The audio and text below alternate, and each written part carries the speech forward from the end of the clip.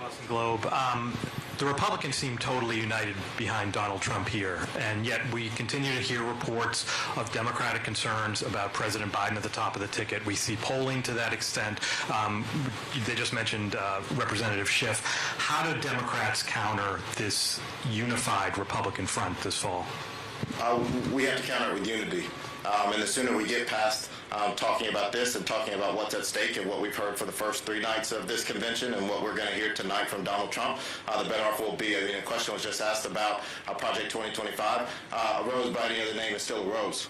They are talking about it and what they want to do, and I encourage Americans who are not hearing them say the words Project 2025 on the convention stage to tune into these MAGA rallies. They double down on it every single time, and when they get in front of any type of bigger audience, they try to censor themselves because they know that these issues are deeply unpopular. And I think that all you have to do is look at it.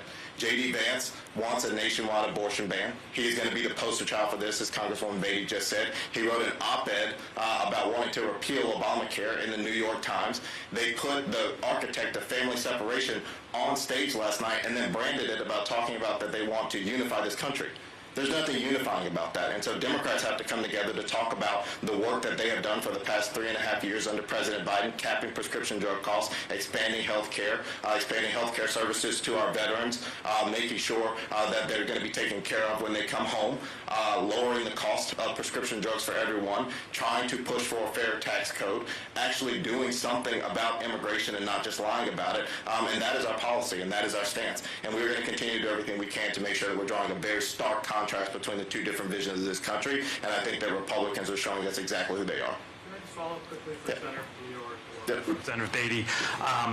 Do you think the party at this point can unify behind President Biden, given all the doubts, the public doubts by a lot of your colleagues?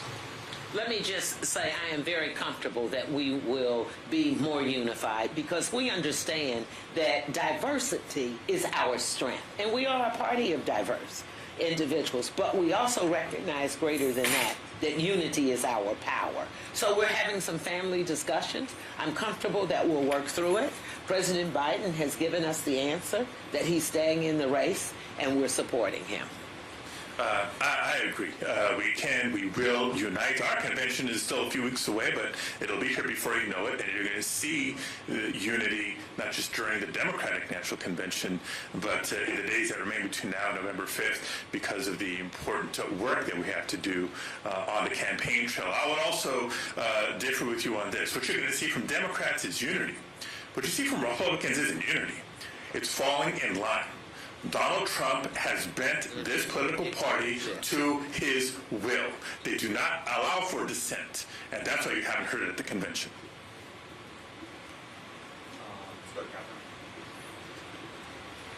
Thanks. Senator Padilla, we know that Chuck Schumer met with President Biden over the weekend.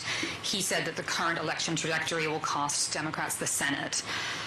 And our understanding is he's reflecting the view of your caucus. What is your understanding of how your colleagues feel? Are you hearing this concern?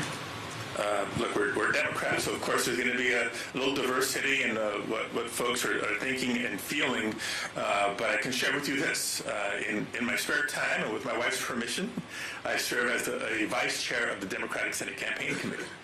So yes, our incumbents in some of the tougher states are facing tougher elections, but they're doing well. And I do think there's a difference between the presidential campaign, politics and strategy, and state-by-state Senate campaigns, politics and strategy. The raise and share